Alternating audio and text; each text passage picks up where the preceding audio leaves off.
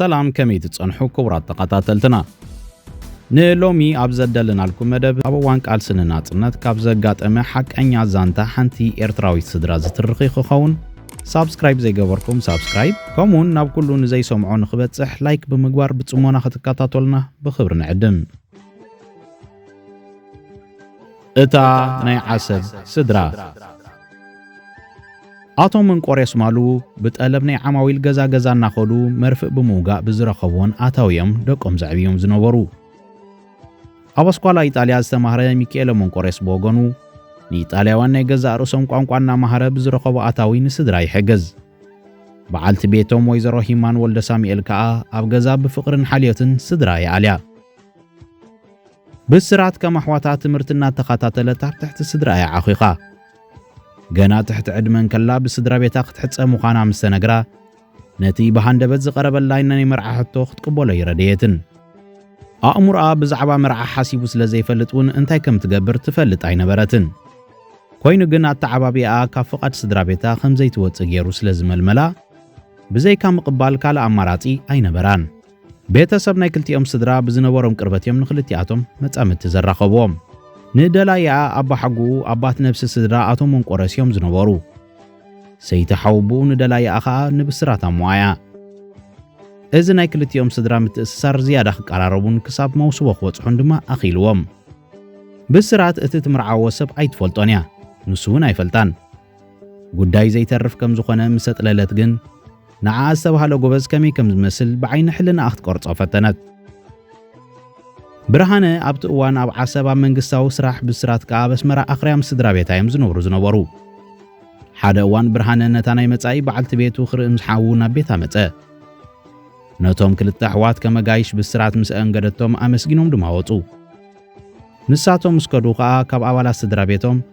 ካብዞም ክልተ ኣየኒኦም ባህ ይብለኪ ኢሉ ምስ ሓተታ እታ ገና ትሕቲ ዕድመ ዝነበረት ብስራት ብገርሃ እናስሓቐትን ሓው ብርሃነ ባህ ከም ዝበላ ኣተንቢሓትሎም። ሽዑያ ድማ እቲ ካብ ክልቲኦም ጽልም ዝበለ ጎበዝ ከም ዝደለያ ዝነገርዋ። ብርሃነ ካብ ኣቡ ኣፈወርቂ ወልደ ሚካኤልን ኣዲኡ ኣብረህት ገብረ ሚካኤልን ብ6 ሰነ 1944 ኣብ 4 ኣስመራ ተወሊዱ። ገና ብህፃኑ እንከሎ ኣብ እንዳ ሓለቃ እንድርያስ ትምህርቲ ዝጀመረ ብርሃነ ክሳብ 7ይ ክፍሊ ድማ ኣብ ኣኽርያ ቤት ገርግሽ ተማሂሩ። ብባህሪኡ ፈታዊ ስራሕን ሓርኮትኮት ባህላይን ስለ ዝነበረ በቲ ሓደ ውራይ ትምህርቱ እናገበረ ኣብ ትርፊ ግዚኡ ምስ ወናኒ ጋራጅ ነፍሲሄር ኣቦይ ተስፋ ይሰርሕን ሞያዊ ክእለት የጥርን ነበረ። ከስርሖ ዝኽእል ሞያዊ ክእለት ኣብ ዘጥረየሉ እዋን ድማ ናብ ዓሰብ ከደ። ኣብ ዓሰብ ምስ ተቆፅረ ነዊሕ ከይጸንሐ ኣብ መጻረይ ነዳዲ ዓሰብ ማለት ሪፋይነሪ ኣብ ክፍሊ ቦይለር ከም ሓላፊ ኮይኑ ተመዲቡ። ብወግዕን ስርዓትን ኣብ ግንቦት 1970 ብርሃነን ብስራትን ሕፀ ገበሩ። ኣብ ጥሪ 1971 ከዓ ኣብ ኣስመራ ስነ ስርዓት መርዓ ተፈጺሙ ሓዳሮም ወፁ። ብቓል ኪዳን ዝተጣመሩ ብስራት ነዊሕ ከይጸንሐት እያ ናብቲ ናብ ብርሃነና ስራሕ ዝነብረሉ ከተማ ዓሰብ ዝገዓዘት። በዓል ቤታ ብዘይካ ትምዱብ ሰዓታት ናይ ስርሑ ከምቲ ኣብ ቆላታት ዝውቱር ዝኾነ ዝያዳ ሰዓታት ኦቨርታይም እናሰርሐ ምእኩል ኣታዊ ይረክብ ስለ ዝነበረ ብመዳይ ቁጠባ ምቹእ ዝኾነ ናብራዮም ዘሕልፉ ዝነበሩ። ብዓብኡ ድማ ክልቲኦም መጻምድቲ ድሕሪ ሓዳር ምምስራቶም ስጡም ፍቕርን ሓዳሮም ስለ ዝኸደ ናብሮኦም ሕጉስ ኮነ። ብርሃነ ማለት ወዲ 4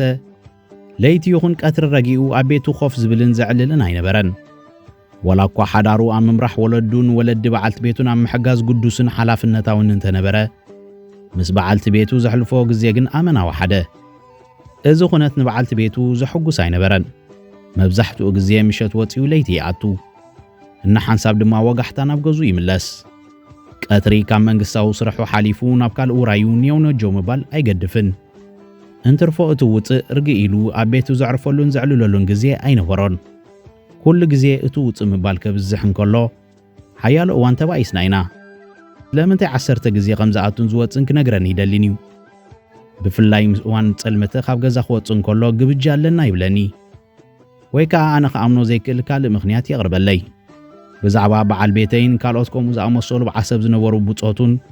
ኣብ ዓሰብ ዝቐርቦን ኣንስቲ ከም ዝጸንሖም ብዕላል ሰምዕ ስለ ዝነበርኩ ድማ ንኹሉ ምንቅስቓሳው ብቕንዕና ክሪኦ የጸግመኒ ነይሩ። ብዙሕ እዋን ገዛኻ ገዲፍካ ናበይ ኢኻ ትዘውር ዘለኻ ሓዳርካ ዘይትገብር እናበልኩ እቋየቆ ነይረ። ግና ንሱ ሓንቲ መዓልቲ እኳ ካብ ድላዩ በኺሩ ይፈልጥን ዝበለት ብስራት ኣብ መንጎ ፍቕሪ በዓል ቤታን ሸቕሎትን ተቐራቒራ እኳ እንተነበረት ሓዳሮም ቀፂሎም ነዊሕ ከይጸንሑ ድማ ጓል ተበከሩ እሞ ኤርትራ ሰመይዋ ጸኒሖም እውን ዮዲት ዝሰመይዋ ካልአይቲ ጓል ኣሰዓቡ ብርሃነ ካብ ዝነበሮ ኣታዊ ብዘዋህለልዎ ገንዘብ ሓዳር ካብ ዝምስርቱ ኣብ ሳልሳይ ዓመቶም ኣብ ዓሰብ ናይ ገዛ ርእሶም ገዛ ብምስራሕ ካብ ገዛ መንግስቲ ተገላገሉ እቲ ዘስርሕዎ ሓድሽ ገዛ ካብቲ እኩብ ገዛውቲ ናይቲ ዝነብሮ ከባቢ ምሕድግ ዝበለ ብምንባሩ ግን ብስራት ዕግብቲ ነበረትን ስለምንታይ እዩ መሬት ከም ዝተሰኣነ ንበይንና በረኻ ዘስፍረና ኣብ ጠቓ ሰብ ዘይንሰፍር እናበለት ካብ ምሕሳብ ኣይተረፈትን ብርሃነ እውን ኣብ ምሕድግ ዝበለ ቦታ ገዛ ክሰርሕ ዝመረጸሉ ምኽንያት ኣይነገራን እዋና ምጽልማቱን ለይትን ናብ ቤቶም ዝመጹ ሰባት ምስ በዝሑ ብስራት ነገሩ ካልእ ኣንፈት ከም ዘለዎ ክስወጣ ጀመረ ብዘይካቲ ሙድብ ናይ መጻረይ ነዳዲ ስርሑ ብዛዕባ ካልእ ስርሑ እውን ወላ ሓንቲ ኣፍልጦ ይነበራን ኩነታት ናይቶም ጸላም ተጎልቢቦም ናብ ገዛ እናመጹ ምስ በዓል ቤታ ጉጅምጅም ኢሎም ምድሪ ከይበርሀ ዝስወሩ ሰባት ግን ብርግጽ እንተዘየጥለለት እኳ እንታይነቶም ክበርሐላ ጀመረ ዓመት ምንቅስቓስ በዓል ቤታ ክትግንዘቦ ብዝጀመረት ከዓ ካብ ምቅዋሙ ስኽኽ በለት እቶም ናይ ጸላም ኣጋይሽ ክመጹ እንተኾይኖም ኣጋይሽ ክመጹና ስለ ዝኾኑ ድራር ኣዳሉይ ዝብል ሓበሬታ ጥራይ ካብ በዓል ቤታ ትቕበል ሃንደበት እንተ ደኣ መጺኦም ከዓ ዘለዋን ካብ ጎረባብቲ ለሚና ዝረኸቦቶን ጌራ ተዓንግሎም በቃ ከም ኣጋይሽ ተዓንጊሎም ውቢሎም ይኸዱ ብርሃነ ስለምንታይ ምዃኑ ከይገለጸ ሓደ ነገር የጠንቅቓ ነበረ ኣብቲ እዋን ዝተፈላለየ ስራሕ ናይ ቀበሌ ምርጫ ይግበር ነይሩ ብርሃነ ከዓ ኣብኡ ብገርሀይኒ ከይምረጽ ካብ ፈለማዩ ኣጠንቂቑኒ ኣብዚ ቀበሌ ብዝኾነ ይኹን ስራሕ ምእንቲ ከይመርጹኺ ትምህርቲ ከም ዘለቂ ኣይትንገሪ እቲ ዝሓሸ እንተዘይተመረጽኪ እዩ ምናልባት ግድን እንተኾይኑ እንተተመሪጽኪ ግን ተጠንቂቕክ ስርሒ ክብለን ንኸሎ ክሳብ ሕጂ ኣይርስዖን ትብል ነታ ኣመና ዘፍቅራ በዓልቲ ቤቱ ክምዕዳ ክምኽራን ብጉልባቡ ኸጠንቅቓን እንተዘይኮይኑ ካብ ወፃኢ ከብዱ ዝዓቆረ ምስጢር በጫ ቀቢሉላ ኣይፈልጥን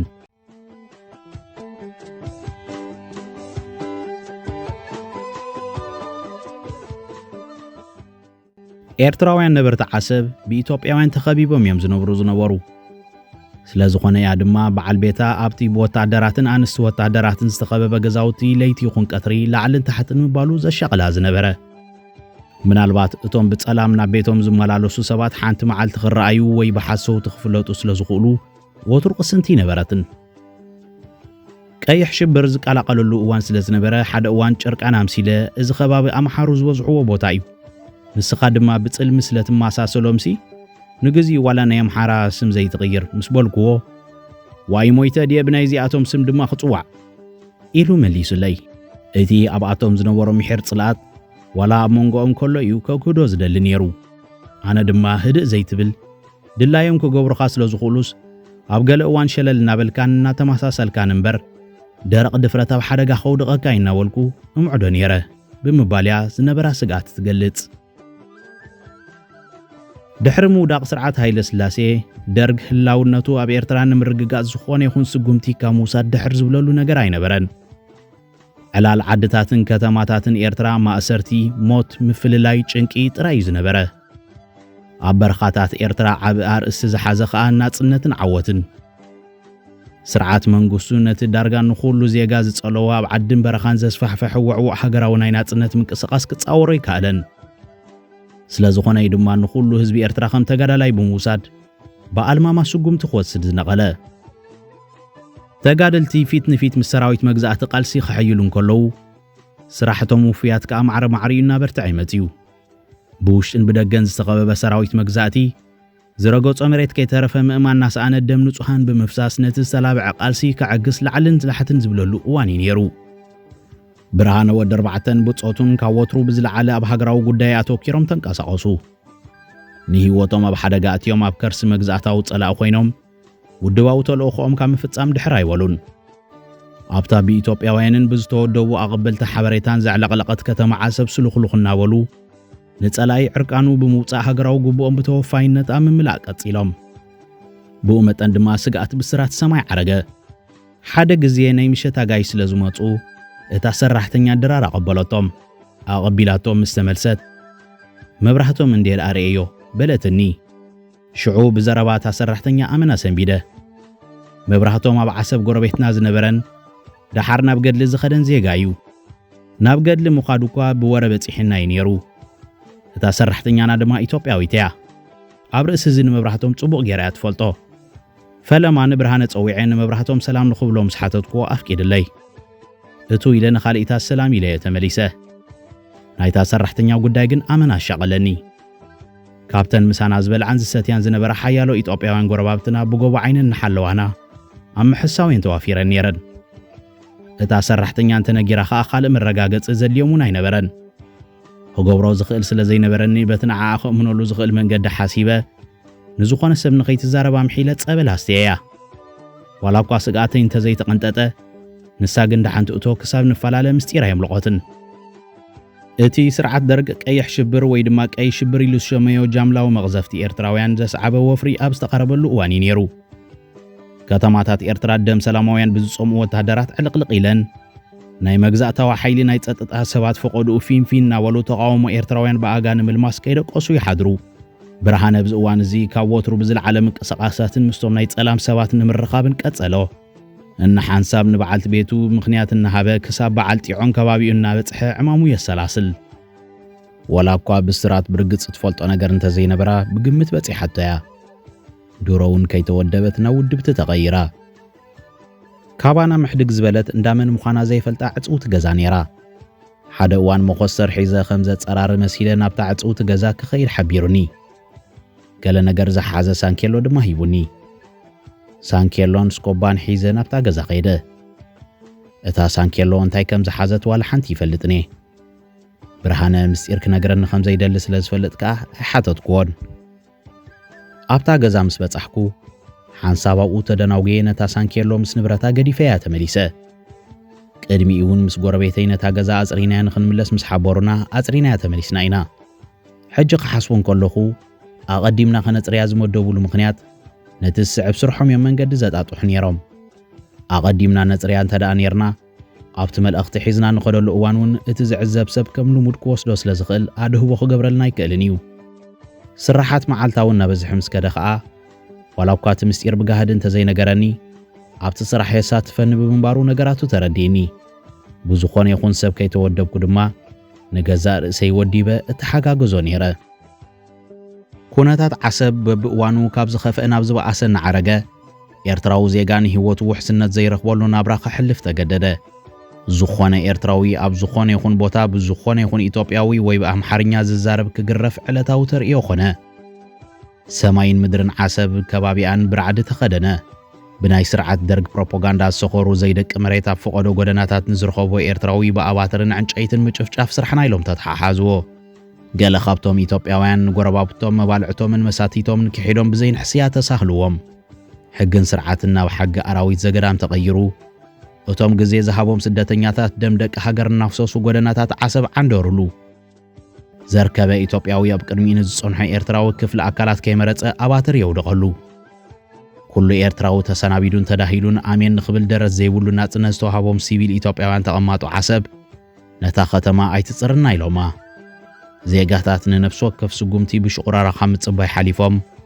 ምሶም ዘራያት ሰብረት ዝኣመኑ ተቐማጦ ክገጥሙ ዝኽእሉ ይነበሩን ሽዑ ዜጋታት ደረቶም ነፊሖም ኣለና ዝበሉሉ ቦታ በረኻታት ኤርትራ ጥራይ ነይሩ እምነት እቲ ጉፉዕ ህዝቢ ከዓ ኣብቶም ኣፈቐዶ ኩርናዓት ሃገር ንሰራዊት ደርግ ዝቁሽሙሉ ዝነበሩ ተጋደልቲ ነይሩ ቆልዑ መንእሰያት ኣረጋውያን ደቂ ኣንስትዮን ደቂ ተባዕትዮን ግዳይቲ ዓገብ ዝብል ዝተሰኣኑ መግረፍቲ ኾኑ ነብሲ ወከፍ ኤርትራዊት ስድራ ከብዳ ሓቂፋ ሞት ትጽበ በብእዋኑ ዝእሰሩ ሰባት በዝሑ ኣካላቱ ዝጎደለ ተቐማጣይ ኣዲኡ ትቁፀሮ ሰብኣውነት ካብቲ ዓዲ ኣሶር ጠፊኡ ነይሩ ኣብቲ ሕማቕ እዋን ኤርትራውያን ነቲ ጸላም እዋን እናተሓቋቆፉን እናተሓጋገዙን ክሰግርዎ ኣብ ዝፈተኑሉ ምትሕቆቋፎም ባህ ዘይበሎ ስርዓት ደርግ ብመጠን ኣረሜናዊ ተግባራቱ እናሰፍሐ ኸደ ዋላ ርእስኻ ይሰበር ዋላ ካልእ ተነቃፊ ኣካላትካ ይተሃረም ንዝኾነ ኤርትራዊ ዘርከበ ክጭፍጭፎ ጀመረ ኣረጊታ ይብሉ ንእሽቶ ሰብኣያ ይብሉ ሰበይቲ ውራ ኢሎምና ካብቶም ብዙሓት ዝተጨፍጨፉ ንኣደይ ኣብረህ ትዝክር ኣደይ ደሃብ ብዕንጨይቲ ሃሪሞም ኢደን ምሰበርወን ኣንታ ቅዱስ ሚካኤል የለኻ እንዲኻ ብገዛ ዓድናስ ከም እንስሳ ክንጭፍጨፍ እናበላ ከሰማስላ ከለዋ ይዝከረኒ ዓባይ ሰበይቲን ኣብ መንገዲ ምስ ረኸቦን ኢደን ክሳብ ዝስበር ኣቐጥቂጦመን ዳርጋ ብሙሉ ብዓሰብ ዝቕመጥ ኤርትራዊ ተቐጥቂጡ መዋጽኦ ምስ ተሳእነ ኣብ ገገዛና ኮፍ ኢልና ብሓደ ወገን ምቕጥቃጥ እንተጀሚሮም ካብ ቦታ ናብ ቦታ ንነጋገር ዓዲ ሕማቕ ኣላ ዝብል ሓበሬታ ናብ ኩሉ ይበጽሕ ኣብ ዓሰብ ከቢር ምቕጥቃጥ እንተደኣ ጀሚሮም ኣብ ኣዲስ ከተማ ይኹን ዓሰብ ሰቒር ንቕመጥ ኤርትራውያን ሓበሬታ ይበጽሐና እሞ ካብ ገዛና ከይወጻና ንውዕል ገለ ጉዳይ እንተሃሊና ድማ ዕድል ኣብ ዝተረኽበትላ እዋን ተጠንቂቕናን ተመሳሲልናን ብቕልጡፍ በፂሕና ንመጽእ እቲ ኩሉ ግፍዕና ተፈጸመ ኣባና ዝነበረ ጽቡቕን ዝሕብንን ነገር ግን ሕብረትናን ፍቕርናን እዩ ኣብታ ብቐረባ ምስ ካልኦት ክፋላት ኤርትራ ዘይተራኸበላ ከተማ ወዲ መሬት ሸለብ ገለብ እናበለ ህይወቱ ዝመርሕ ናብ ኣስመራ ይኹን ካልኦት ቦታታት ኤርትራ ብቐሊሉ ዝምጽእ ኣይነበረን ስለ ዝኾነ ገለ ዜጋታት ስግኣት ክሓድሮም እንከሎ ብኡቢሎም ናብ ኢትዮጵያ ብምኻድ ኣብኡ ይስወሩን ብኡቢሎም መዋጽኦን ኣድዩ ነበሩ ናይቶም እቲ ስርዓት በብእዋኑ ብዝወፈሮን እናወሰደ ዝስውሮም ዜጋታት ደሃይ ሽታማ ኣይኮነ ደሃይ መሕታት ንገዛእ ርእሱ ከም ዓብ ገበን ስለ ዝቝጸር ኣብ ሓድሕድካ ምሕሸኹሻኹ ዳ እምበር ዓዊልካ ምዝራቡን ተረካብ ኣይነበረን ብርሃነ ኣፈወርቂ ወዲ 4 ኣብ ኣስመራ ከሎ ሳላት ርሺ ማለት ምልሓም ስለ ዝመለኸ ኣብ መጻረይ ነዳዲ ዓሰብ ሓደ ካብ ክኢላታት ክኸውን ኣይተጸገመን ብኹሪ ገዛን ምዕባይን ፍስሓ ጼና ኣፈወርቁን ኣብ ዓሰብ ርቡሕ ደሞዝ ዘለዎ ስራሕ ምስ ረኸበ ክልቲኦም ኣሕዋታኡ ተራኸቡ ፍስሓ ጼን ብዛዕባ እቲ እዋን እንክዕልል ብላቦራቶሪ ቴክኒሻን የተመረቀ ኣብ 1973 ኣቢሉ እቲ ትካል ላቦራቶሪ ቴክኒሻን ከም ዝደሊ ምልክታ ምሰውፀ ብጽቡቕ ደሞዝ ኣብ ዓሰብ ስራሕ ጀሚረ ኣብ ዓሰብ ምስ ተራኸብና ንብርሃነ ኩነታት ዓሰብ ከመይ ኣሎ ኢለ ምስ ሓተትክዎ ዳጊም ምልእቲ ዓዲ ወዲብናያ ኢና ዋላ ሓንቲ ጸገም የብልናን ክብለኒ ይዝከረኒ ዋላ እኳ እቲ ዝሰርሓሉ ትካል ኣብ ጥዕናይ ጸገም ምሰምጻለይ ኣብ 2 ወርሒና በስመራ እንተተመለስኩ ኣብኡ ዝነበሩ ኩሉ እዋን ግን ብርሃነ ጸገም የጋጥሙ ከም ዝነበረ ተዓዚበ ብዓቢኡ ኣብ ዓሰብ ኢትዮጵያውያን ተኸቢብካ ኢኻ ትነብር ዳርጋ ኩላቶም መሳርሕቱ ከዓ ኢትዮጵያውያን እዮም ነይሮም ኣብቲ በዓል ብርሃነን ቀረብቱን ዝኣትዎ ናይ መዘናግዒ ቦታታት እውን ኢትዮጵያውያን ብብዝሒ እዮም ዝርከቡ እቶም ኣብኡ ዝነበሩ ውድባት እምበኣር ኣብ ሓደገኛ ከባቢን ኩነታትን ኮይኖም እዮም ሃገራዊ እጃሞም ዝፍጽሙ ነይሮም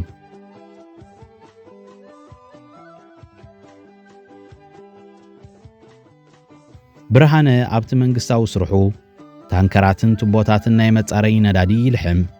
ቱቦታት መጻረይ ነዳዲ ዓሰብ ካብ ፋብሪካ ክሳብ ባሕሪ ኣስታት 12 ኪሎ ሜትር ዝተዘርግሐ ኮይኑ ዘይተጻረይ ነዳዲ ካብ መራኸብ ናብቲ ዝጻረየሉ ትካል ዝገዓዓዘሉ መስመር እዩ ብርሃነን መሳርሕቱን ከዓ ክሳብ ውሽጢ እናኣተዉ ቱቦታትን ታንከራትን ብኦክሲጅን ይልሕሙ ፍስሓ ጼና ኣብ ዓሰብ ኣብ ዝነበረሉ እዋን ብዛዕባ ዘጋጠመ ክስተት ከምዚ ይብል ሓደ እዋን አንተነህ ዝበሃል ኣምሓራይ መሳርሕቱ ንብርሃነ ምስ ጸረፎ ብርሃነ ብሕርቃን አንታ ዝንበር አንታ ትግረ ኣጋሚ ኢሉ ጸሪፉኒ በለኒ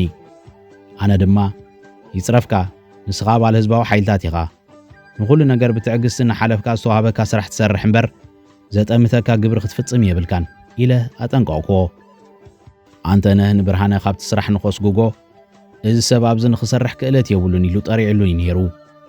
ብዛዕባ ክእለቱ እቶም ኣብኡ ዝነበሩ ሶቪየታውያን ስለ ዝመስከሩሉ ግን ዋላ ሓንቲ ክገብሮ ይከኣለን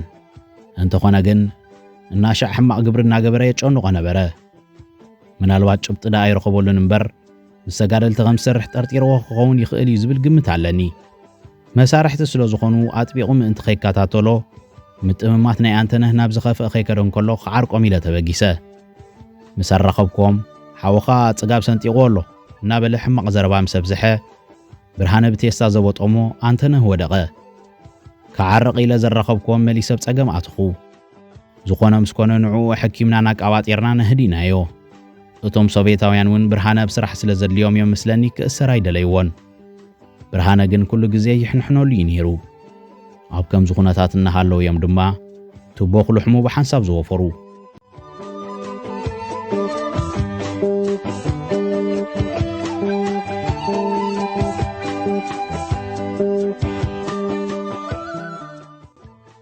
ድሕሪ ምውፋሮም ግን አንተነህ ሃንደበት መእተው ይኸይተፈልጠ ጠፊኡ ድሕሪ ምጥፉ ኣዋርሕ ምስ ተቖፅረ ድማ ተረሲዑ ድሕሪ 7 ወርሒ መራኽብ መጽን እቲ ዘይተጻረየ ነዳዲ ብቱቦታት ናብቲ መጻረይ ነዳዲ ክጋዕዝ እንከሎ ሬሳ አንተነህ ምስቲ ጭቃ ወፂኡ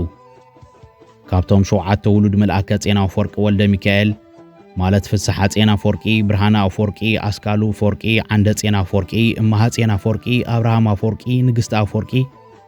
እቶም 5 ኣወዳት ውዱባት እዮም ነይሮም። ኣቦና ንሕና ውዱባት ምዃንና ይፈልጥ እኳ እንተነበረ ንሓድሕድና ግን ኣይንፋለጥን ዝነበርና ንእናትና ዝተፈላለየ ዋህየታት ስለ ዝነበራና ነፍሲ ወከፍና ብምስጢር ናይ ገዛእ ርእስና ተልእኾ ጥራይና ንዓምም።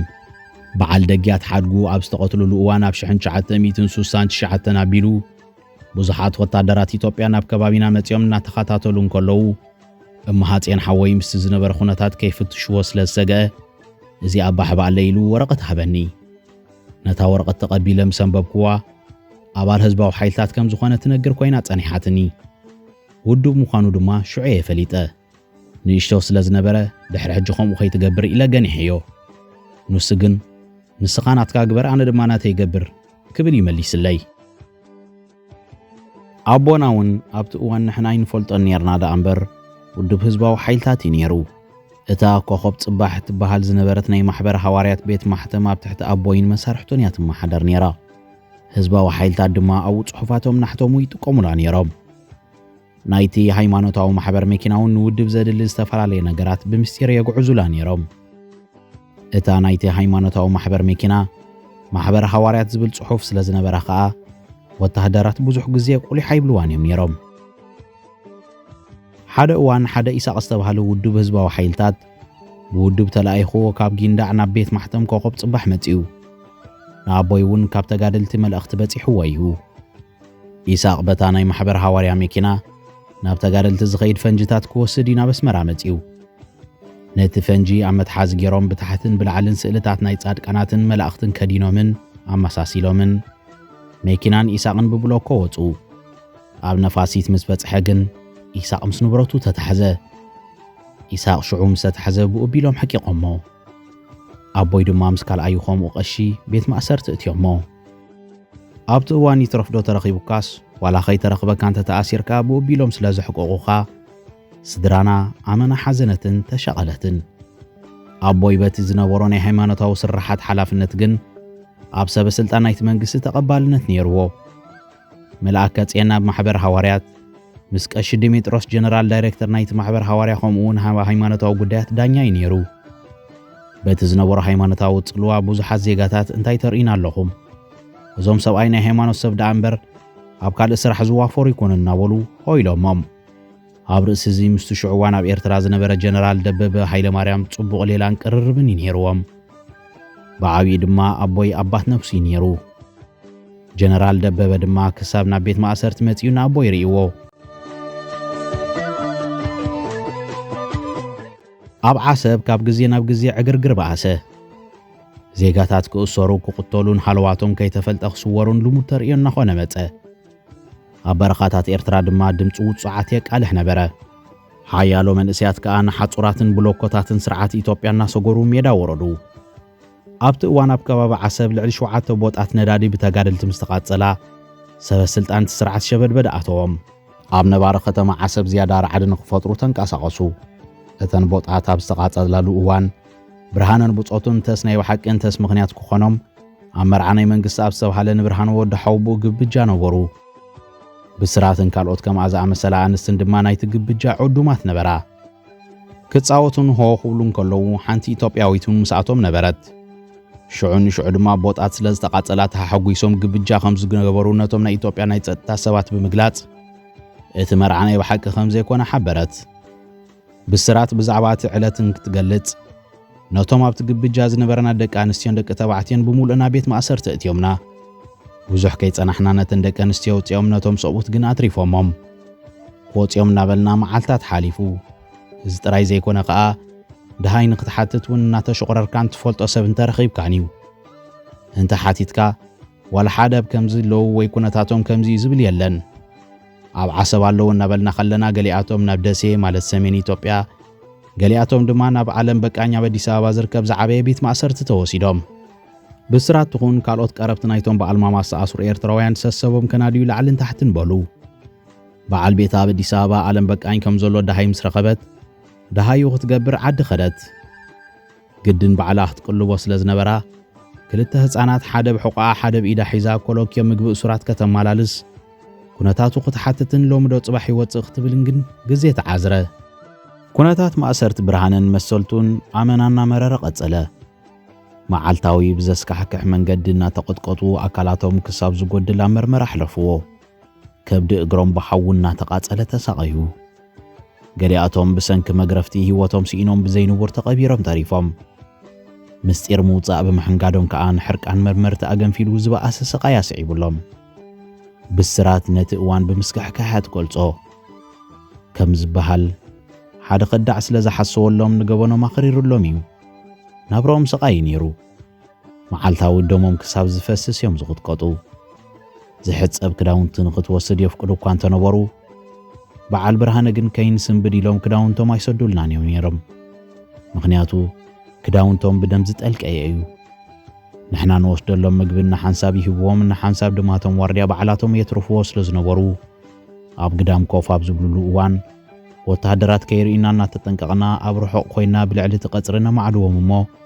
ብምልክት ገይሮም ከም ዝበፅሖምን ዘይበፅሖምን ይነግሩና ሓደ ቀይሕ ሓደ ጻዕዳ ክዳን ሰዲድናሎም ስለ ዝነበርና ኣብቲ ንሕና ንመጻሉ እዋን ንሱ ይኽደኑ እሞ ሓልዋቶም ንፈልጥ ምልክት እናገበሩ ኣጆኹም ይብሉና ብኸምዚ እንተዘይተጋግየ 3 ዓመት ኣቢሉ ተኣሲሩ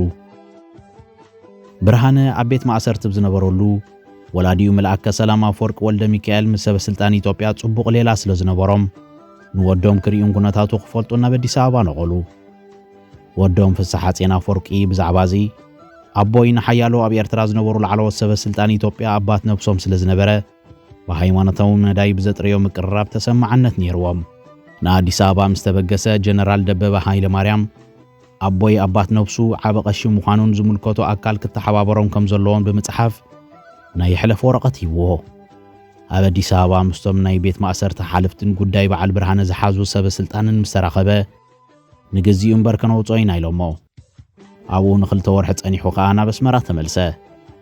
ድሕሪ ገለ እዋን ድማ ብርሃነ ካብ ዓለም በቃኝ ተፈቲሑ ናብ ኣስመራ መጺኡ ኮይኑ ግን ብሰንኪ ናይ ኤሌክትሪክ መግረፍትን ብሓዊ ምቅጻልን እግሩ ሰንኪሉን ከቢድ ነባረ ቃንዛን ፈጢሩሉን እዩ ዶክተር ክብረ ኣፍረ ነታ ዝተበትከት ጅማት ክሕክም ብዙሕ ጻዕረ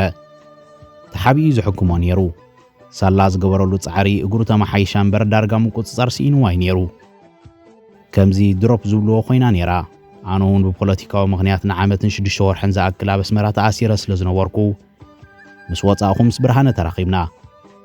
ምስ ተራኸብና ንብርሃነ ናብ ዓዲ ሓወሻ ሒዘዮ ብምኻድ ካብ ሕጂ እንድሓር ኣብ ማእኸሎም ኮይንካ ምስራሕ ኣይዋጻእካን እዩ ስለዚ በዚኣ ጌርካ ናብ ተጋደልቲ ተጸንበር ኢለዮ ንሱ ግና እቲ ንዓና ዝሓሰወልና ወዲ ከይቀተልክዎ ብፍጹም ኣይከይድኒ ይብለኒ ኣቦይ እውን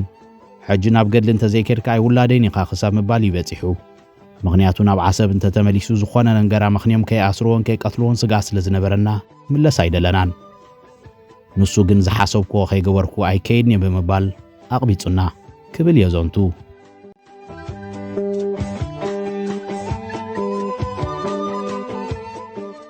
ብስራት በዓል ቤታ ካብ ቤት ማእሰርቲ ብምፍትሑ ሕጉስቱ እኳ እንተነበረት ኩነታት መግዛእታዊ ስርዓትና በኣሰ ስለ ዝኸደን ህይወት ኤርትራውያን ኣብ ስጋኣት ስለ ዝነበረን ግን ሙሉእ ቅሳነት ኣይነበራን ብርሃነ ምስ ተፈትሐ ውላድ ናይ ምርካብ ተስፍኦም ማህሚን እዩ ነይሩ ብዙሓት ኣብቲ እዋን ተኣሲሮም ዝተፈትሑ ብሰርቲ ኢሰብኣዊ መግረፍቲ ክወልዱ ይከኣሉን ብርሃነን ብስራትን እውን ውላድ ንኽረኽቡ ሃረር እናበሉ ኣብታ ስጋኣት ዘንጠጠየ ዓሰብ ምስ ምዉቕ ሓዳሮም ቀጸሉ ብስራት በዓል ቤተይ ተፈቲሑ ምስ መጸ በቲ ዝወረዶ ዘስካሕካሕ ማረምቲ ናይ ውላድ ጸገም ከየጋጥመና ስጋኣት ነይርና ናይ ዕድል ነገር ኮይኑ ግን እታ ሳልሰይትን ሓሳስ ልደንጓና ካብ ቤት ማእሰርቲ ድሕሪ ምውፅያ ተወሊዳ እንተ ናብራ ዓሰብ ግን መመሊሱ እዩ ዝኸፍእ ነይሩ ዓሰብ ብፍርህን ሞትን ተጎቢኣ ለይቲ ይኹን ቀትሪ ተኹስ ትሰምዕ እሞ ሎሚ ከም እንኮ ሞይቱ ይኸውን ኢልካ ትሽቑረር ሰብ ተቐቲሉ ይድርበ ተሓቢእኻ ክትጻናጸንን ክትሓትት እንተዘይኮይኑ ሬሳኻ ከተልዕሉን ኣይትኽእልን ክትብል ተብርህ ሓደ እዋን በዓል ብርሃነ ዝርከቦም ሓያሎ ሰራሕተኛታት ኣብ ሰስርሖም ከለዎ ኣብ ኣጋሚ ፍዳሶም ትድለይለኹም ተባሂሎም ብቴሌፎን ተጸውዑ እቲ መጽዋዕታ ህጡጥ ስለ ዝነበረ ገዝኦም ከይበጽሑ ብኡቢሎም ናብቲ ዝተባሃልዎ ምርሑ በቲ ጻውዒት ልዕሊ 70 ኤርትራውያን ደቂ ተባዕትዮ ተኣከቡ ሸዓ መዓልቲ ካብ ኩላቶም ናብ ቤቱ ዝተመልሰ ይነበሮምን ኩሉ ሰብ ድሃይ ክገብር ፈቐዶ ኣብያተ ጽሕፈትን ሓለፍትን ኮለል በለ ምናልባት አባቢያት ማእሰርትን ተተረኽቡን ስድራን ቤተሰብና ቤት ማእሰርቱ ወሓዘ ወላ ሓደ መልስ ዝህብ በዓል ስልጣን ግን አይነበረን ብስራት ናይ ፈለማ ጓሂ ኸይወደት እንደገና ብጓህን ሸቕሎትን ተሸመመት ኣብ ርእሲቱ መዓልታዊ ዝስማዕ ሞትን ወረሞትን ስለዝነበረ መንፈሳ ተረበሸ ግዜ እንዳኸደ ደሃይ በዓል ብርሃነ መሊሱ ተሸርበ ኣብ ርእሲ ማእሰርት ናይቶም ሓያሎ ኤርትራውያን ተቐማጡ ዓሰብን ከባቢያን ብርዓድ ተሐመሰ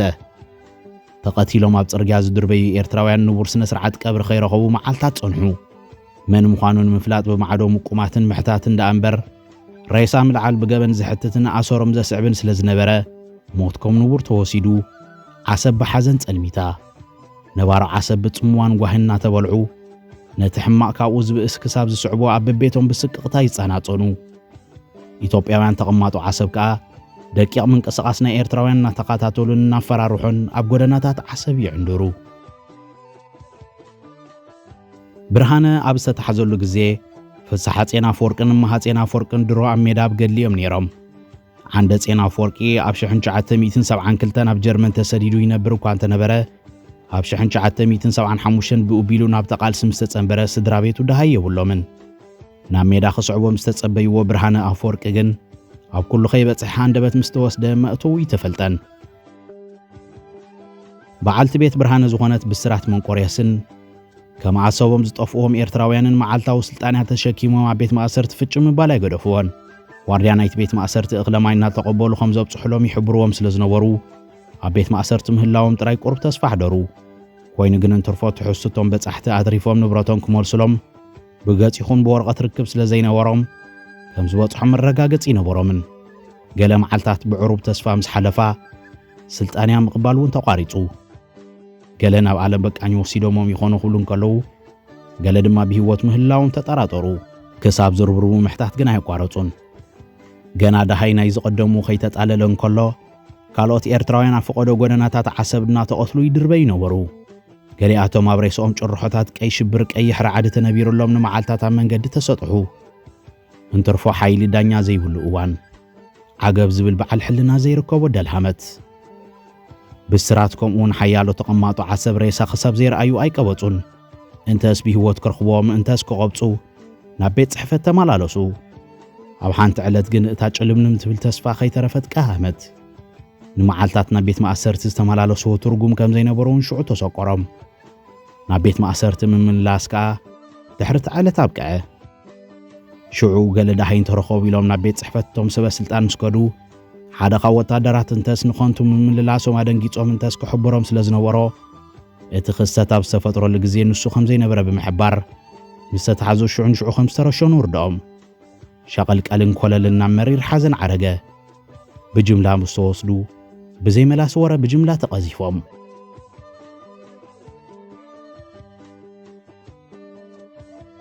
ብስራት ጓህን ሕራንን በቲ ሓደ ወገን ናፍቖትን ድንጋጸን ከዓ በቲ ካልእ ብዝተፍኦ ንብዓትና ተሓጽበት ከምታ ዝቐተልኩሞም ኣብታ ዝቐተልኩሞም ንዓናውን ቅተሉና ድሕሪ ሕጂ ዘለና የብልናን በለቶም ነቶም ሰብ ግዜ ከምኡ ምባላ ገበን ስለ ዝነበረውን መኻይታ መልሲሎም ናብ ልማኖ ኣተዉ ዘረባኣ ጓህ ዝደርኾ ዳ እምበር ናይ ልባ ከም ዘይኮነ ንኸእሙኑ ብኣስተሕቃር ክመሳሰሉ ተገደዱ ብዘይንውር ማእሰርትን ፍርድን ህጣሞም ዝጠፍእ ልዕሊ 70 ነበርቲ ዓሰብ ኣበይ ከም ዝተደርበዩ ወይ ዝተቐብሩ ኣብ መታይ ተረኽበን ዓሰብ ብጽምዋን ፍርሕን ተጎቢኣ ራዕዲ ኣብ ጎደናታት ዓሰብ እንክዕንድር ተስፋ ርሒቓ ገይሻ ነብሲ ወከፍ ቤት ኤርትራዊ ዓዊልካ ብዘይብከዮ ሓዘን ተመልአ ዝጠፍአ ምስ ጠፍአት ዝተረፈው ናብ ሰንፈላል ተረፈ ድሕሪ ትጃምላዊ ህልቂት ሰበስልጣን ኢትዮጵያ ዝኾነ ይኹን ነባር ዓሰብ በቶም ዝተረሸኑ ሰባት ንኸይሓዝን ተሪር መምርሒ መሓላለፉ ሲቪል ይኹኑ ዕጡቃት ኢትዮጵያውያን ጎረባብቶም ንኸይሓዝኑ ለይትን ቀትርን ክትታል ተተሓሓዝዎ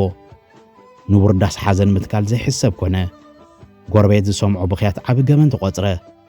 ብስራት ነቲ ጸላም እዋንና ነብዐት እያ ትዝክሮ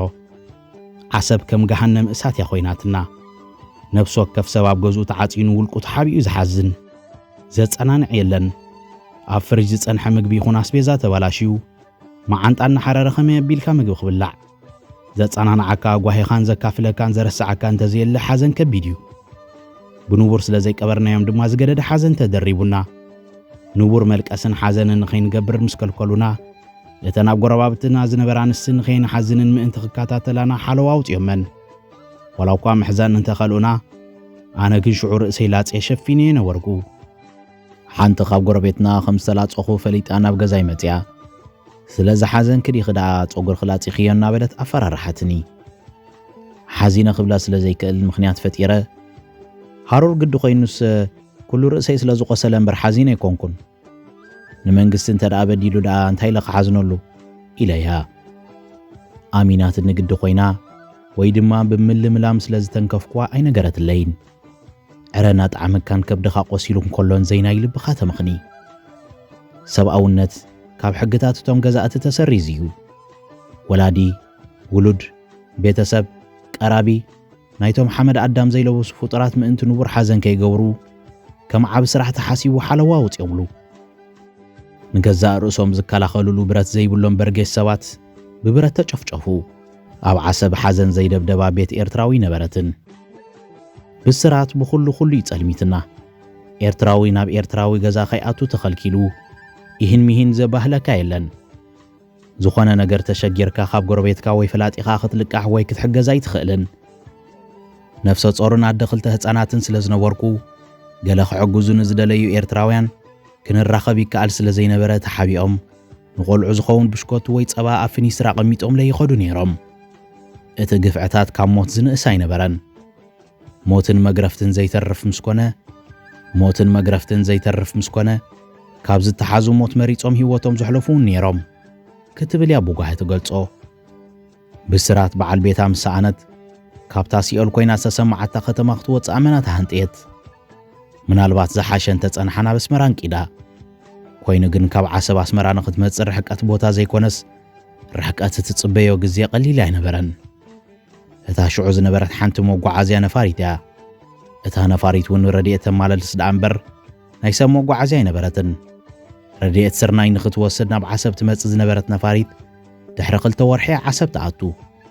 ምስ መጸት ድማ ሓደ ሰብ ጥራይ ምስ እኽሊ ተጻዒኑ ክኸይድ ዝፍቀዶ ብስራት ምስ ተመዝገበት ሪጋ ክሳብ ዝበጽሓ ክትጽበ ግድን ነበረ ክሳብ ሽዑ ከዓ እቲ ኣብ እዋን ምዉቕ ሓዳር ዝጥረይዎ ንብረት ክትሸጦ ወሰነት መዋጽኡ ዘናድድ እምበር ንብረት ክገዝእ ዘርከበ ኤርትራዊ ስለ ዘይነበረ ኢትዮጵያውያን እዮም ክገዝእዎ እዚ ዝተገንዘቡ ባዕዳውያን ሰብ ግዜ ኢትዮጵያውያን ነበርቲ ዓሰብ ንብረት ናይ ኤርትራውያን ንኸይገዝኡ ጎስጎሱ ሓያሎ ተቐማጡ ዓሰብ ኢትዮጵያውያን ንሓድሕዶም ተመኻኺሮም ካብ ምግዛእ ተቆጠቡ ቀንዲ ዕላምኦም መጓዓዝያ ስለ ዘይነበረ ንብረቶም ጽዒኖም ክወስድዎ ስለ ዘይክእሉ ብጥርሑ ገዲፎምሎም ክኸዱ እንተገደደ ድማ ብኣመና ሕሱር ዋጋ ንኽድርብ ኢሎም እዩ ንብረታ ኣብ ዓሰብ እንተደኣ ገዲፋቶ ከም ዝጸንሐካ ውሕስነት የብላን ኣማራጺ ስለ ዘይነበራ ነቲ ንብረት ብዝግባእ ዋጋ ዘይኮነስ እቶም ገዛእቲ ብዝደልይዎ ዋጋ ክትድርብዮ ተገደደት ዕድል እንተጌራ በታ ሓደ ሰብ ጥራይ ሒዛ እትምለስ ነፋሪት ኣስመራ ክትኣቱ እያ ግዳያት በታ ዝወጽዋ ምስ ተቐብፁ መርድእ ብሕሹኽታ ኮይኑ ሓያሎ ካብቶም ግዳያት ደቂ ኣስመራ ስለ ዝነበሩ ኣስመራውን ብሓዘን ተኸዲና ወለዲ ብርሃነ ብንቡር ከይተረድኡ ሞት ውላዶም ብወረ በፂሕዎም ቀሺ ፈርቂ ብሃገራዊ መትከል ናይ ብርሃነ ወደሙ እውን ተተሓበኑ እኳ ከምቶም ናብ ሜዳ ዘፋነዎም 3 ደቆም ስለ ዘይኮነሎም ጣዕሳ ነይሩዎም በታ ሓደ ወገን ከዓ ናብ መርዓን ደርዓን ኣብፂሖም ሓድጊ ክገድፈሎም ብምኽኣሉ ተደቢሶም ውላዶም ብዘይ ቀብረን ሓዘንን ከቆብፅዎ ዘይተዋሕጠሎም ኣቦ ብፍርሒ ኢዶም ኣርኒቦም ትም ኣይበሉን ኣብቲ እዋን ኣብ ርእሲ ዓዲ ዝነበረ ወዶም ተገዳላይ ፍስሓ ፄና ፈርቂ መስዋዕቲ ሓው ምስ ሰምዐ ናብ ስድሩ ጽንዓት ይሃብኩም ዝብል ናይ መጸናንዕ ሓረግ ዝሓዘት ደብዳቤ ምስ ሰደደ ቀሺ ኣፈወርቂ ኣጆኹም ንወደይ ኩሉ ትኽግበር ዝግብኦ ክገብረሉ እየ ዝብል መልሲ እዮም ሰዲዶምሉ ብዝግባእ ምስ ተዳለዉ ካልኣይ ቀብሪ ክገብሩ ወሰኑ ወንበዴ ተባሂሉ ብመግዛእታዊ ስርዓትን ዝተረሸነ ሰብ ካልኣይ ቀብሪ ምግባር ማለት ከዓ ንገዛእ ርእስኻ ኣብ ሓደጋ ዘእቱ እኳ እንተኾነ ዝመጽእ ክመጽእ ዝግባእ ካብ ምግባር ኣይወኸሩን ካልኣይ ቀብሪ ብጋህዲ ተገብረ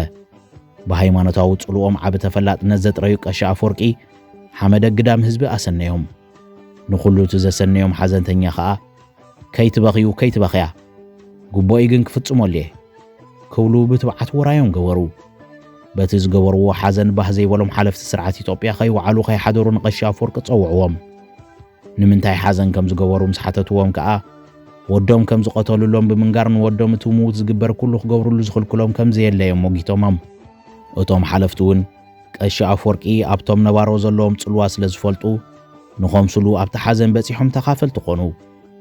ሓደ ካብታ ስድራ ድሮስ ለሃገር መባእ ተኸፊሉ እቶም ሰለስተ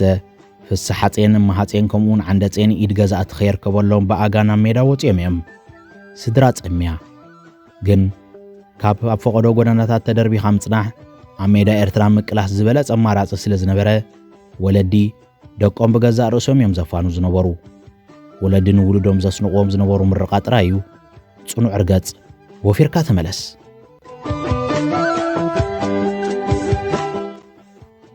ሰለስቲኦም ኣሕዋት ኣብ በበይኑ ኣሃዱ ዳ ይንበሩ እምበር ብኣጋጣሚታት ተራኺቦም እዮም መስዋዕቱ ሓዎም ሰሚዖሞ ኣብ ዝተራኸብሉ ኣጋጣሚ ብጽንዓት ኣብ ገሊ ክቕጽሉ ከም ዘለዎም ነናሓድሕዶም ተመዓዒዶም ተፈላለዮም ገድሊ ኤርትራ ኣብ ዝበረኸ ጥርዚ ናይ ዓወት በፂሑስ እቲ ጸላም ናብራ ተጋሒጡ ዝእለየሉ እዋን ዝቐረበ እዩ ዝመስል ነበረ ብሃንደበት ግን ሚዛን ሓይሊ ተቐያየረ ንፋስ ሓርነት ካብ ከበሳታት ናብ ቆላታት ኤርትራ ገጹ ነፈሰ ከተማታት በባሓደ ብኢድ መግዛእታዊ ስርዓት ወደቓ ስፍሪ ኣልቦ ወታደራት ኢትዮጵያ ንምድሪ ኤርትራ ኸደንዎ እቲ ማራፂ ዘይነበሮ ምዝላቕ ከዓ ኣብ እዋኑ ርከበ ፈተነ መጥቃዕቲ ወደባዊት ከተማ ባፅዕ ዘይከኣል ምስ ኮነ ሰራዊት ህዝባዊ ሓይልታት ናብ ምዝላቕ ኣንፊቱ ተጋደልቲ ምስ ትርኑዕ ሓይሊ ጸላኢ ኣብ መሪር ውግእ ተጾምዱ ብኹሉ ኣንፈታትን ግንባራትን ከም ጋሻ ውሕጅ ዝወረደ ወራር ስርዓት ክሳብ ዝደክም ውግእን ምዝላቕን ብዘይ ዕረፍቲ ተተኻኽኡ ሓኪም ዝነበረ ተጋዳላይ ፍስሕ ሓፄን ኣፈወርቂ ኣብቲ እዋን ዘጋጠሞን ከዘንቱ ንብረትና እናጠርናፍና ንጸላእን ዓገትናን ኢና ነዝልቕ ነርና ሽዑ ሓኪም ስለ ዝነበርኩ ዳህያ ኣሃዱ ክገብር ምስ ገለ ብጾተይ ካብ ዓዲ ሮሶ ናብ ባፅዕ ነቒለ በጊንዳ ዓቢልና ጋሕተላይ ምስ በጻሕና ተጋደልቲ ስውእ ቀቢሮም ዝክረ ሰማዕታት እናገበሩ ሕውስ በልናዮም ንሕና እውን ንኽብሪ ስውእ ዝክረ ሰማዕታት ክንገብር ደው ኢልና ቀብሪ ናይቲ ስውእ ምስ ተወድአ መንገደና ቐጺልና ኣብቲ ደው ዝበልናሉ እዋን ዕጥቂ ናይቲ ስውእ ሳበ ዝተባህለ ተጋዳላይ ኣብ ልዕሊ ዕጥቁ ተሓንጊጡ ኣርእዮ ነይረ ብቋንቋ እንግሊዝ AA ዝብል ጽሑፍ ድማ ነይርዋ ንሕና መንገድና ብምቕጻል ፍልፍል ኣቲና እቲ ነታ ሽጉጥ ሒዝዋ ዝነበረ ሳበ ከዓ ተወጊኑ ጽባሒቱ ናብ ሕክምና ፍልፍል መጺኡ ኣብ ፍልፍል ብሓንሳብ ኣብ ዝጸናሕናሉ ግዜ መደበር ሬድዮ BBC ብፍላይ ብዛዕባ ኤርትራን ኢትዮጵያን ዘቕርቦ ዜና እናተርጎምኩ እነግሮም ስለ ዝነበርኩ ሓደ ግዜ ከም ልሙድና ነገርኩም ከለኹ ሳበ ኣብ ድምፅኻ ይኹን ኣብቲ ደምካስ ዓንደፄን ወዲ 4 ዝበሃል ካብ ጀርመን ዝተሰለፈ ብጻይና ነይሩ ልክዕ ንዑ ኢኻ ትመስል ንሱ ብዙሕ ቋንቋታት እዩ ዝመልኽ ነይሩ ከም ዝናትካ ዜናታት ዓለም ሰሚዑ ይትርጉመልና ነይሩ በለኒ ቅድሚኡ ንሓፂር እዋን ድሓዩ ስለ ዘይነበረኒ ኣበይ ኣሎ በልክዎ በቐጥታ ትማል እንድያ ነፋሪት ሃንደበት ንኹላትና እትያትልና ንሱ ኸ ርእሱ ምስተሃርመ ኣብኣ ተሰውዩ ኣብ ጋሕተላይ ቀቢርናዮ በለኒ ትማሊ ዝክረ ሰማዕታት እናገበርናኩም ኣርኪምናኩም እንዲና ደኣ ምስ በልክዎ እወ ኣነስ ክትመፁ ከለኹም ርአኩም ነይረ እንዴ ክብል መለሰለይ ድሕሪኡ ትም ኢለ ሳበ ግን ገለ ነገር ግዲ ተዓዚውለይ ኣብ ገጹ ስምባደ እናተንጸባረቐ እንታይ ካድዩ ክብል ሓተተኒ ሽዑ ኩሉ ዝህቦ መልሲ ትርጉም ኣይነበሮን ድሮ ሓወይ ከም ዝተቐበረ ነጊሩኒ እዩ ኣነ እውን ሓወይ ምዃኑ ከይፈለጥኩ ተጋዳላይ ብምዃኑ ጥራይ ንኽብሩ ዝክረ ሰማዕታት ገይሮልየ ኩሉ ኣብ ውሽጠይ ገይረ ንሳበ ኖ ኣይፈልጠን በልክዎ እታ ብቋንቋ እንግሊዝ AA ትብል ኣብ ሽጉጥ ዝረኣኽዋ ጽሕፍቲ ትዝ ምስ በለትኒ ኸኣ ዝያዳ መረጋገፂ ኾይናትለይ ኣሕፅሮት ናይ ዓንደ ማርያም ኣፈወርቂ ምዃና ኣይተጠራጠርኩን ወላ እኳ ሓዘንካ ክትሓብእ እንተተፃወርካ ከይተረዳእካ ዝገሃድ ምልክት ክህሉ ግድን እዩ ሳበ ኣይፈልጦን እበሎ ዳ እምበር ብኹነታተይ ስለ ዘይቀሰነ ንኻልኦት ሰባት ሓቲቱ ዓንደፄን ሓወይ ምዃኑ ኣረጋገፀ ዝፈሰሰ ስለ ዘይምለስ ዝግበር ነገር ኣይነበረን ነብሰ ጾርና ኣደ ክልተ ህፃናትን ዝነበረት ብስራት ድሕሪ በዓል ቤታ ናብራ ኸቢድዋ ነታ ኣብ ወርሒ ሓደ ሰብ ትጽዕን ነፋሪትና ቋመታት ኣስመራ ትረግጸላ ዕለት ረሓቐታ ልዕሉ ኩሉ ኸኣ ካብታ ብዘይካ ማእሰርትን ሞትን ሰናይ ዘይነበረ ዓሰብ ክትወፅእ ተረበፀት ድሕሪ ነዊሕ ትፅቢት ከዓ ዕድል ጌራ ካብ ዓሰብ ትወፃላ ዕለት ኣኸለት ብስራት በዓል ቤተይ ምስ ተረሸና ኣብ ዓሰብ ዝጸናሕኮ ግዜ ዝመረረ እዩ መዓልቲ ኣኺሉ ናብ ማዕልቦ ነፈርቲ ክኸይድ ምስ ተበገስኩ ዝገበሩ ይግበሩ ኢለ ናይ ሓዘን ጸሊም ተኸዲነ መኪና ምስ ተሰቐልኩ ሓንቲ ኸብተን ዝሕልዋና ዝነበራ ኢትዮጵያዊት ጎረቤትና እምበር ኣቑሑት ክትጠቕሊል ክትኸድ ኣለኺ በለትን ናባይ ቀሪባ ሽዑ ብሕርቃኑን ጓህን ሓሪራ ስለ ዝነበርኩ ካብኡ ኣይሕለፉ ዝብል ናይ ቅባፀት መንፈስ ነይሩኒ እዋ ኣነ ደኣ ግዜ ኮይኑ ኣቑሑተይ ጠቕሊለ ኸይድ ኣለኹ ንስኽ ግን ናትና ስለ ዝኾነ እቲ ሓመድ ናይ እግርኺ ከይተረፈ ነጊፍኪ እየ ክትከዲለያ ንሳ መሊሳ ንኸትሕርቐኒ ናበይ ትኸዲ ዘለኽ መሲልኪ ኣስመራ እውን እኮ ናይ መንግስቲ እዩ በለት እንተገቲራ ምስኣ ምስ ተመላለስና ከሰንያ ንዝመጻ ኤርትራውያን እናበኸያ በጀኽባ ብድሕሪ ኽንዓና ኸይከፍኣና እናበላት ትም ንኽብል ይልምናን ነይረን ግን ኣይከኣልኩን ከምታ ንመልቀስ ዝኸልኣትኒ ናይ ልበይ ክዛረባ ስለ ዝደፋፍኣኒ እቲ ዝተሰማዓኒ ተዛሪበያ ብስራት ምስ ደቃ ብልዕሊ ስርናይ ተጻዒና ኣስመራ ኣትያ ነብሰ ጾር ብምንባራ ንዝተወሰነ ዋርሕ ብዘይ ስራሕ ጸንሐት ሳልሰይቲ ቆልዓ ድሕሪ ምሕራሳ ኣብ ኣኽርያ እንዳደናግል ናይ ጽሬ ስራሕ ጀሚራ ቆልዓ ካብ ስራሕ መጽያ እናጥበወትን ናብ ስራሓ እናተመልሰትን ተሳለየት ብስራት ዋላ እኳ ካብ ዓሰብ ናብ ኣስመራ እንተመጸት ኣስመራው ናብ ራዕድን ወጥሪን ያጸኒሓታ ሞትን ማእሰርትን ዜጋታት ናይቲ እዋን ዕለታዊ ክስተት ነበረ ወረ ተጋደልትን ገድልን ቀልቢ ህዝቢ ኤርትራ ግዝኡ ሃገራዊ ጉዳይ ብዝለዓለ ጥርዙ በፂሑ ብስራቱን ከም ኩሉ ኤርትራዊ እናተሸቆረረትን እናተጠንቀቐትን ናብ ራእኽ ትመርሕ ላዕልን ታሕትን በለት ኣብ እንዳደናግል ኣብ ሰሙን 10 ብር እናተኸፍለት ብዓቕሚ ነብሳ ደቀ ክትኣልፍ ፈተነት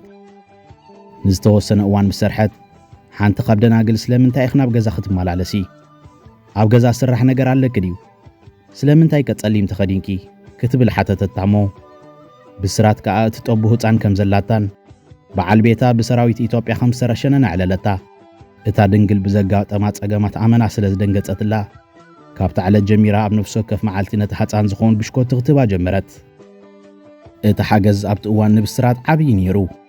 ነተን ዝረኸበተን ብሽኮቲ ደቆይሳ ምስ ሴሬላክ እናሓወሰት ካብ ስራሕ ክሳብ ትምለስ ንጓላ ምግቢ ክትገድፈላ ኽኢላ ካብቲ ቆልዓ ንኸተጥቡ ካብ ስራሕ ናብ ቤታ ትመላለሶ ዝነበረት ድማ ገለ ተቓለለላ ውላዳ መንፈቕ ጌራ ተወሳኺ ምግቢ ክትወስድ ምስ ጀመረት ብሓገዝ ደናግል ኣብ ሳንታ ፋሚልያ ናይ መዋዕለ ህፃናት ትምህርቲ ወሲዳ ተመረቐት ኣብ ንእስነታ ቤት ትምህርቲ ጣልያን ትመሃር ስለ ዝነበረት እውን ኣብቲ እዋን መማህርታ ዝነበራ ደናግል ብዓቕመን ይተሓጋገዝኣ ነበራ ጸኒሓ ኸኣ ቅዲ ክዳን ተማሂራ ኣብ ምምራቕ በፂሓ ብስራት ነብሳ ኽኢላ ደቃ ንኽትኣሊ ፋሕተርተር ካብ ምባል ኣይበኾረትን ወላ እኳ ዝተፈላለያ ኮርሰት እናወሰደት ሰርቲፊኬት እንተሓዘት መብዛሕትአን ትካላት ስራሕ ክቆፅራን ከለዋ እንተወሓደ 12 ክፍሊ ዝበፅሐ ሰብ ይጠልባ ስለ ዝነበራ ብስራት ከዓ ማእከላይ ደረጃ ዘይወድአት ብምንባራ ትምህርቲ ክትቅጽል እያ ወሲና ቆልዑና ኣለየት እናሰርሐት ናብ እንዳ ማርያም ምሸታዊ ትምህርቲ ተተሓሓዘቶ ዓመታዊ እናሓለፈ ምስከደ ደቃና ጎበዛ ንሳ ድማ በብዓመቱ ሓደ ደረጃ እናወሰኸት 12 ክፍሊ ወደት 12 ክፍሊ ምስ ወደት በቲ ወሲዳቶ ብፅንሐት ናይ መውዓሊ ህፃናት ትምህርቲ ተሓጊዛ ኣብ መውዓሊ ህፃናት መምህር ተቆፂራ ቤት ትምህርቲ እናቀያየረት ኣብ 10 ዝኾና መውዓሊ ህፃናት ድሕሪ ምምሃራ ዘተኣማምኖ ተመክሮ ጥረየት ብስራት ሓንሳብ ቃል ኪዳን ምስ ኣሰረት ነብሳ ምኽኣልን ኣቦን ብመስዋዕቲ ዝሰኣና ደቃ ምንባይን ጥራይ ተጸሚዳ በዓል ቤታ ብዘይ ምቕባራን ምስ ህዝባ ኮይና ልሙድ ናይ ሓዘን ወግዕ ብዘይ ምግባራን ግን ወትሩ ዘይቕስና ነበረ ወግሕ ጸብሒ ናጽነት ኤርትራ ክትርኢ ረይሳ በዓል ቤታ ተረኺቡ ናይ ጅግና ስነ ስርዓት ቀብሪ ክግበረሉ ምስ ተመነየት እያ ከም ባህጋን ባህጊ ህዝቢ ኤርትራን ናጽነት ኤርትራ ብ1991 ተረኺቡ ብስራት እቲ ንዓመታት ኣብ ውሽጢ ዓቆይራቶ ጸንሐት ትንቢት ምስ ተጋህደ ሽዑ ንፈለማ ዝተወልደት ኮይኑ ተሰሚዕዋ ሽዑ ንሽዑ ድማ በፂሓ ንኽትምለስ ናብ ዓሰብ ነቒላ እታ ጸላም እዋን ዘሕለፈትላ ዓሰብ ተጋደልትን ዜጋታትን ከም ቃሕቶኦም ክንቀሳቐሱላን ክነብሩዋን ያጸኒሓታ ትዝታታት ናይቲ ብሽቁረራ ዘሕለፈቶ ህይወት ዝተመላለሰቶ ቤት ማእሰርቲ ሓለዋ ሰራዊት ኢትዮጵያ ከዓጀውን ብለይቲ ዓሰብ ንኣተው ብገዛ ዝመላለሱ ዝነበሩ ተጋደልቲ ህዝቢ ዓሰብ ብጓነቱና ተቐጥቀጠ ማእትኡ ክጨንቆ ንቡር ሓዘን ተኸሊ ኣብ ገዛ ንበይና ክትቃዝን ኩሉ በብሓደ ከም ቅጽበታዊ ፊልም ኣብ ቅድሚኣ ተመላለሰ ሳላ ናጽነታ ሰርሓ ምድራን ክትዛወር ምኽኣላ በቲ ሓደ ነቲ በዓል ቤታ ሰኣነትሉ እዋን በቲ ካልእ እናሰላሰለት ንብዓት ሓጎስን ሓዘንን ተፈራረቑዋ ቤታ በፂሓቶ ቤታ ወግሕ ጸብሒ ትሕልዋ ዝነበረት ኢትዮጵያዊት እውን ተዓዘበቶ ብስራት ነቲ ድሕሪ ናጽነት ኣብ ዓሰብ ዝተዓዘበቶን ክትገልጽ ናጽነት ምስ ኮነ ዓሰብ ክሪኣ የተሃንጤ ብዘይ ሽቁረራን ትጽቢትን ዓሰብ ኣቴ ናብ ገዛታ ትሕልወኒ ዝነበረት ጎረቤተይ ምስ ከድኩ ንሳይ ጸንሐትንን ገዛኣ ብኽፉቱ ገዲፋቶ በረውረው ኢሉ እታ ትበልዓላ ዝነበረት ሸሓነ ከይተረፈት ተገንጢላ ያጸኒሓትኒ ንሳ ናይ ኢዳ እኳ እንተኾነ ኣነ ግን ብዛዕባ ደቃ ሓሲበ ናይ ደቃ ድንጋጸ ተሰሚዕኒ ነተን ምሳይ ዝነበራ እቶም ደቃ ኸ ደሓንደ ይኾኑ ኢለ ምስ ሓተትኮን ንስኺ ኸኣ ብዛዕባ ተሓት ዳ ንዓናስ ምስ ደቅና ዶ ይኮኑን ጉሒፎምና ክብላ ተቋይቐናኒ ከምታ ካብ ዓሰብ ክወፅን ከለኹ ዝበልክዋ ንሳ ግብራ ፈሊጣ ናብ ዓዳ ሃዲማ ኣነ ድማ ብሓበን ዓሰብ ኣትየ ውዒሉ ሓዲሩ መሬትና ምዃኑ ስለ ዘይተርፎ ንሳ ናብ ዓዳ ኸይዳ ትብል ብስራት ሽዑውን መቃብር ሰብኣያ ንኽትረክብ ግዚኡ ስለ ዘይነበረ ንግዚኡ ገዲፋቶ ያ ናብ ኣስመራ ተመሊሳ ሳላ ናጽነት ኣብ ዝደለየት እዋን ብናጽነት ክትምለሶ ከም ትኽእል እምነት ኣሕዲራ ብስራት ነዊሕ ዓመት ዝሰርሓትሉ መምህርና ዓብ ልምዲ ምስ ጥረየትሉ ካብ ወርሓዊ ደሞዝ ንላዕሊ እትዋት ትረኽበሉ ኩነት ሓሰስያ ኢላ ካብቲ ሞያ ከይወፀት ናይ ገዛእ ርእሳ መዋዕለ ህፃናት ክትከፍት ተበገሰት ክልተ ደቃ ጎቢዘን ብትምህርቲ እውን ስለ ዝዓበያ ኣብ ትኸፍቶ መዋዕለ ህፃናት ክሕግዛ ከም ዝኽእላ ተኣማመነት ነተን ወረቐት ምስክርን ተመክሮን ዝነበረን ደቂ ኣንስትዮ መዋዕለ ህፃናት ንኽኸፍታ ብቐዳምነት ዕድል ምስ ተኸፍተለን ከዓ ብስራት ምስ ደቃ ባዕላትን መምሃራን ባዕላትን ዋርድያ ባዕላትን ኣፅረይትን ኣለይትን ኮይነን ኣብ ዓዲ ሰግዶ መዋዕለ ህፃናት ከፈታ ነቲ ኩሉ ህዝቢ ኤርትራ ብምጽማም ዘሕለፎ ናይ መግዛእቲ እዋናት ብምዝካር ድማ ነታ ቤት ትምህርቲ ጽንዓት ክትብል ሰሜታ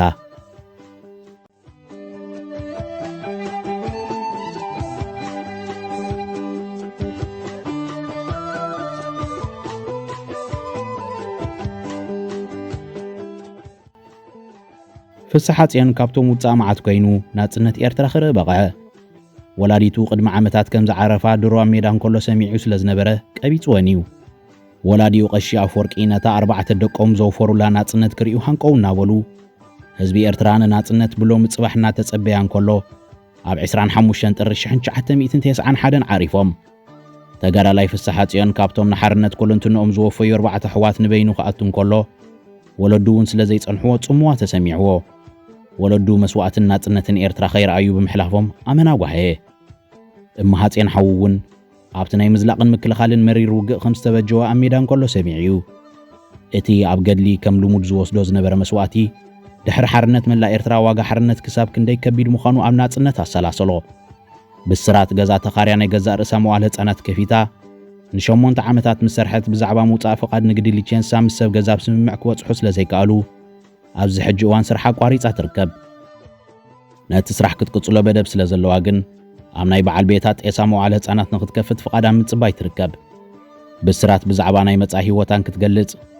መዋዕለ ህፃናት ከፊተ ክሰርሕ የደሊ ብሓቂ ዝጠቅም መኽሰብ የብሉን ግን ዓቕሚ ንዘይብሎም ህፃናት ደቂ ስውኣት ሕግዝ ስለ ዝነበርኩ ዕግበት ይፈጥረለይ ነይሩ ደጊም ኣብዛ ሰላም ዝዓሰላ ሃገርና መስዋዕትን ስንክልናን ክመጸና ይንደልን ኣብ ሃገርና ብሰላምን ፍቕርን ሰሪሕና ክንነብር ይድሌተይ ሓላፍነት ናይቶም ብሰንኪ ትሕሱ ናይ ትምህርቲ ዕድል ክረኽቡ ዘይከኣሉ ዜጋታት ግን ናብ መንግስቲ ጥራይ ዝግደፍ ስለ ዘይኮነ በቲ ዓቕሚ ንእሽቶ ሓገዝ ክገብር እየ ዝደሊ ብዓብይኡ ድማ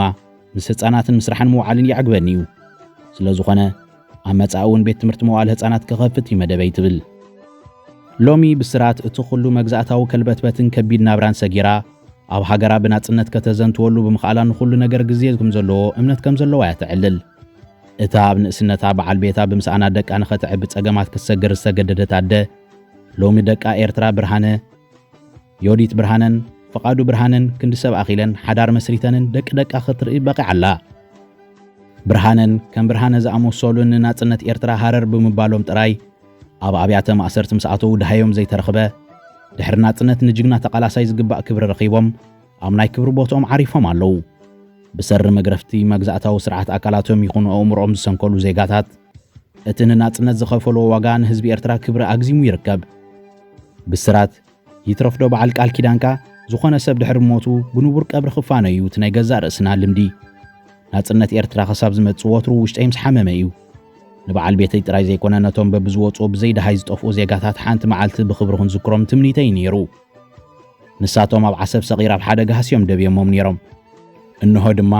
ናጽነት ኮይኑ ናይ ህዝቢ ሰማዕታት ተባሂሎም ደቀይ እውን ደቂ ስውእ ብምዃነን ሓበን ይስምዐን መቕተልትን ማእሰርትን ናይ ዝኾነ ይኹን ዜጋ ዓዊልካ ዘይትዛረበሉ እዋን ኢና ሓሊፍና ነቢዕካ ጓሂኻ ከይተፋኹስ እናተጸናጸኑና ኢና ሓሊፍናዮ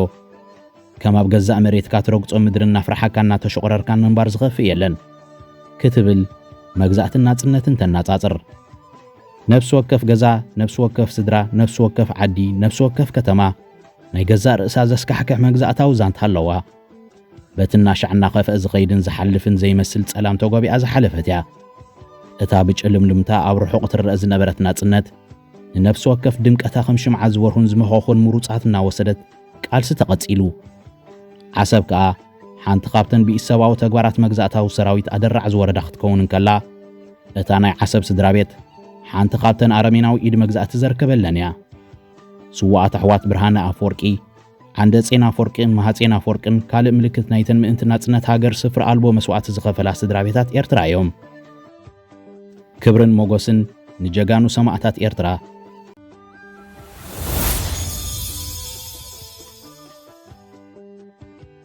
ክቡራት ተኸታተልቲ ንሎም ዝበልናዮ መደብ ኣብዚ ዛዚምና ኣለና